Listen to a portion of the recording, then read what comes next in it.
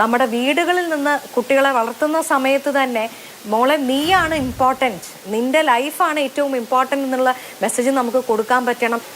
പട്ടിണിക്കിട്ട് ഒരു കുട്ടി ഒരു ഭാര്യയെ ആ ഭർത്താവിൻ്റെ വീട്ടുകാർ പട്ടിണിക്കിട്ട് കൊന്ന 20 കിലോ തൂക്കത്തിലേക്ക് ചുരുങ്ങി ഒരു 10-30 വയസ്സുള്ള ഒരു പെൺകുട്ടി മരിച്ചു എന്ന് പറഞ്ഞു കഴിഞ്ഞാൽ മാധു ഒന്ന് ആലോചിച്ച് നോക്കുക അതിൻ്റെ ഒരു ഭീകരത എത്രത്തോളമാണെന്ന്. നമ്മുടെ ശരീരത്തിലേക്ക് മറ്റൊരാളുടെ കൈ നീളുമ്പോൾ അത് നമുക്ക് വേദനയുണ്ടാക്കുന്ന സാഹചര്യത്തിലേക്കാണ് നയിക്കുന്നത് എന്ന് എപ്പോൾ തിരിച്ചറിയണോ ആ നിമിഷം മുതൽ ഇതല്ല ഞാൻ ആഗ്രഹിക്കുന്ന ജീവിതം, ഇതല്ല ഞാൻ ഡിസർവ് ചെയ്യുന്ന ജീവിതം, ഇങ്ങനെ അനുഭവിക്കാനല്ല എൻ്റെ അച്ഛനും അമ്മയും എന്നെ വളർത്തി കല്യാണം കഴിപ്പിച്ചത് എന്ന് പറയാനുള്ള ഒരു ആർജവം നമ്മുടെ പെൺകുട്ടികൾക്ക് നിർഭാഗ്യവശാൽ എവിടെയോ ആ ഒരു കോൺഫിഡൻസ് നഷ്ടപ്പെടുന്നുണ്ടോ എന്ന് ഞാൻ ആലോചിക്കുകയാണ്. കാരണം മാധുവും ഞാനും 4 വർഷം മുമ്പാണ് ഈ പറഞ്ഞ പോലെ വിസ്മയയുടെ മരണവുമായിട്ട് ബന്ധപ്പെട്ട് ചർച്ചയ്ക്കിരിക്കുന്നത്. 4 വർഷത്തിന് ശേഷം ഇപ്പോഴും നമ്മൾ വീണ്ടും ഇതുപോലെയുള്ള ഡെത്തുകളെ കുറിച്ച് ഇപ്പോൾ കഴിഞ്ഞ അടുത്തടുത്തായിട്ട് എത്ര മരണങ്ങളാണ് കുഞ്ഞിനെയും കൊണ്ട് ചാടി മരിക്കുന്നു, ആത്മഹത്യ ചെയ്യും, വിദേശത്ത് താമസിക്കുമ്പോൾ ആത്മഹത്യ ചെയ്യുന്നു. വളരെ ദൗർഭാഗ്യകരമാണ്. ഞാൻ വിചാരിക്കുന്നത് നമ്മൾ ഈ ആർട്ട് ഓഫ് സേയിങ് നോ എന്ന് പറയുന്നത് നമ്മളെ നിർഭാഗ്യവശാൽ പഠിപ്പിച്ചിട്ടില്ലാത്തൊരു കാര്യമാണ്. നമുക്ക് ഇഷ്ടമല്ലാത്തത്, നമുക്ക് ആശാസ്യമല്ലാത്തത്, നമുക്ക് ശരിയല്ല എന്ന് തോന്നുന്ന ഏത് കാര്യത്തെയും റിജക്റ്റ് ചെയ്യാനുള്ള അവകാശവും കൂടി കൊണ്ടാണ് നമ്മൾ ജനിക്കുന്നത് എന്നുള്ളൊരു മെസ്സേജ് നമ്മുടെ കുഞ്ഞുങ്ങൾക്ക് കിട്ടണം.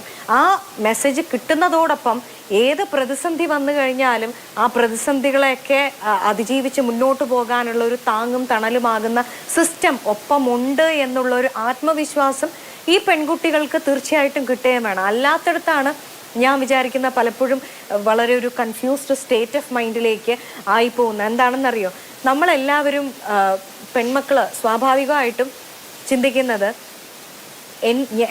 ഞാൻ ഈ റിലേഷൻഷിപ്പിൽ നിന്ന് പുറത്തേക്ക് പോവുകയാണെങ്കിൽ പിന്നെ എന്തൊക്കെ ബുദ്ധിമുട്ടുകൾ ഉണ്ടാവും, ആർക്കൊക്കെ ബുദ്ധിമുട്ടുകൾ ഉണ്ടാവും, എൻ്റെ കുഞ്ഞിന് എന്ത് ബുദ്ധിമുട്ടുണ്ടാവും. ഇതൊന്നുമല്ല, കുഞ്ഞ് നന്നായിട്ട് ജീവിക്കണമെങ്കിൽ ഞാൻ നന്നായിട്ട് ജീവിക്കണം. നമ്മുടെ സിസ്റ്റത്തിൽ ഏത് ടോക്സിക് റിലേഷൻഷിപ്പും ഫൈറ്റ് ചെയ്താണെങ്കിലും അല്ലെങ്കിൽ സപ്രസ് ചെയ്തിട്ടാണെങ്കിലും സഫർ ചെയ്താണെങ്കിലും പോകാൻ ഏറ്റവും അധികം വിധിക്കപ്പെടുന്നത് പെൺകുട്ടികളാണ്. അവിടെയാണ് ഈ നമ്മുടെ സിസ്റ്റം, ടോട്ടൽ സിസ്റ്റം, അത് ഗവൺമെൻറ് എന്ന് പറയുന്ന മെഷീനറിയാണ് അതിന് ഇനീഷ്യേറ്റീവ് എടുക്കേണ്ടതെന്ന് ഞാൻ ഉറച്ചു വിശ്വസിക്കുന്നു. നമ്മുടെ വീടുകളിൽ നിന്ന് കുട്ടികളെ വളർത്തുന്ന സമയത്ത് തന്നെ മോളെ നീയാണ് ഇമ്പോർട്ടൻറ്റ്, നിന്റെ ലൈഫാണ് ഏറ്റവും ഇമ്പോർട്ടൻ്റ് എന്നുള്ള മെസ്സേജ് നമുക്ക് കൊടുക്കാൻ പറ്റണം. എഡ്യൂക്കേഷണൽ സിസ്റ്റം നിങ്ങളാണ് ഇമ്പോർട്ടൻ്റ് എന്നുള്ള ആ ഒരു സന്ദേശം കൊടുത്തു തന്നെ വളർത്തിക്കൊണ്ടുവരണം. ഇപ്പോൾ ഈ ഡൗറി എന്ന് പറയുന്നത് ഇവിടെ സൂചിപ്പിച്ച പോലെ പ്രൊഹിബിറ്റഡ് ബൈ ലോ ആണെങ്കിലും സ്ത്രീധനം ചോദിക്കാനും അല്ലെങ്കിൽ കൊടുക്കാനും ഇപ്പോഴത്തെ പുതിയ ട്രെൻഡ് എന്താ, ചോദിച്ചില്ലെങ്കിൽ പോലും വീട്ടിൽ പോയി സാഹചര്യങ്ങളൊക്കെ കാണുമ്പോൾ ഏതാണ്ടൊക്കെ ഒരു ഉദ്ദേശം മനസ്സിലാവും എങ്ങനെയായിരിക്കും എന്നുള്ളത്.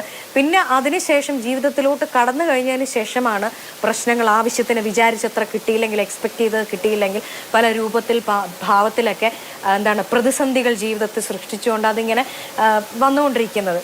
നമ്മളിവിടെ വിഭജികയുടെ കാര്യവും അതുപോലെ അതുല്യയുടെ കാര്യവും ഒക്കെ ചർച്ച ചെയ്യുമ്പോൾ തന്നെ മാധു, നമ്മുടെ ഈ കേരളത്തിൽ പട്ടിണിക്കിട്ട് ഒരു കുട്ടി ഒരു ഭാര്യയെ ആ ഭർത്താവിൻ്റെ വീട്ടുകാർ പട്ടിണിക്കിട്ട് കൊന്ന 20 കിലോ തൂക്കത്തിലേക്ക് ചുരുങ്ങി ഒരു 10-30 വയസ്സുള്ള ഒരു പെൺകുട്ടി മരിച്ചു എന്ന് പറഞ്ഞു കഴിഞ്ഞാൽ മാധു ഒന്ന് ആലോചിച്ച് നോക്കുക അതിൻ്റെ ഒരു ഭീകരത എത്രത്തോളമാണെന്ന്.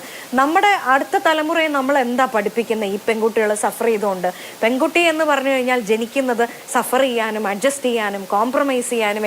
ഇതൊന്നുമല്ല, ഈ അഡ്ജസ്റ്റ്മെൻറ്റും സഫറിങ്ങും ഒന്നുമല്ല ജീവിതം എന്ന് പറയുന്നത്. സന്തോഷമായിട്ട് ജീവിക്കാനുള്ളതാണ്. ഒരച്ഛനും അമ്മയും സന്തോഷമായി ജീവിതം നയിക്കുന്നത് കണ്ട് വളരുന്ന കുഞ്ഞുങ്ങൾക്ക് മാത്രമേ നല്ല ഹെൽത്തി ആയിട്ടുള്ളൊരു ലൈഫ് ലീഡ് ചെയ്യാൻ സാധിക്കുകയുള്ളൂ. അച്ഛൻ്റെയും അമ്മയുടെയും സന്തോഷമുള്ള കുടുംബജീവിതം കണ്ടാണ് നമ്മുടെ കുഞ്ഞുങ്ങൾ വളരേണ്ടത്. അല്ലാതെ ടോക്സിക് ആയിട്ടുള്ള ഒരു എൻവയോൺമെൻറ്റിൽ അച്ഛൻ അമ്മയെ അടിക്കുന്നതും പീഡിപ്പിക്കുന്നതും ഇതെല്ലാം നമുക്ക് പറയാൻ മാത്രമേ കഴിയുകയുള്ളൂ. പക്ഷേ നമ്മൾക്ക് ആവർത്തിച്ച് പറയേണ്ടതിന്റെ ഉത്തരവാദിത്വം കൂടിയുണ്ട്. ഇപ്പോൾ വീണ പറഞ്ഞൊരു കാര്യം, തുഷാര എന്ന് പറയുന്ന ഒരു പെൺകുട്ടി 148 കിലോ ഭാരമുണ്ടായിരുന്ന ഒരു പെൺകുട്ടി മരിക്കുമ്പോൾ 21 കിലോ മാത്രം തൂക്കത്തിലേക്ക് കുറയുകയും ആമാശയത്തിൽ അരിയുടെ ഒരു തരി, ഭക്ഷണത്തിന്റെയോ വെള്ളത്തിന്റെയോ ഒരു തരി അവശേഷിക്കാതെയാണ് മരണത്തിന് കീഴടങ്ങിയത് എന്ന് പറയുമ്പോൾ ഈ പറയുന്ന ഇൻസ്റ്റിറ്റ്യൂഷൻ എത്രത്തോളം ക്രൂവലായിട്ടാണ് ആ പെൺകുഞ്ഞിനോട് പെരുമാറിയത് എന്നുള്ളത് നമ്മളെ നിരന്തരം ഓർമ്മിപ്പിക്കുന്ന ഒന്നാണ്.